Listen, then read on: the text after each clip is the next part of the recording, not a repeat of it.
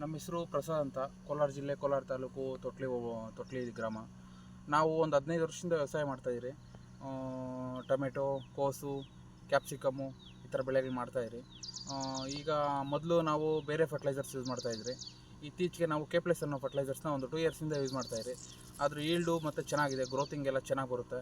1261 ಇದೆ, 19 13045 ಈ ಥರ ಫರ್ಟಿಲೈಸರ್ ತುಂಬ ಕಾಂಬಿನೇಷನ್ಸ್ ಇದೆ. ಅದರಿಂದ ತುಂಬ ಈಲ್ಡ್ಸ್ ಎಲ್ಲ ಚೆನ್ನಾಗಿ ಬರ್ತಾಯಿದೆ. ರೈತರು ಇದನ್ನೆಲ್ಲ ಯೂಸ್ ಮಾಡಿ ಚೆನ್ನಾಗಿದೆ ಅಂತ ಹೇಳ್ತಾ ಇದ್ದೀನಿ ನಾನು.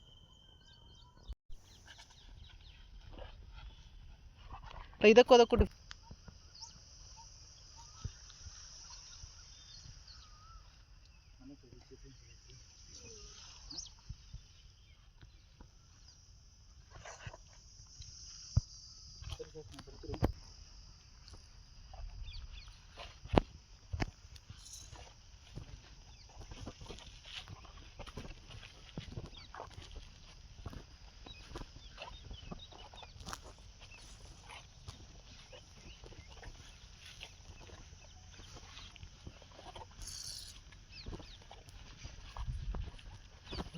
ಸೊ ಎಲ್ಲ ರೈತರಿಗೂ ನಮಸ್ಕಾರಗಳು ರೈತರೆ.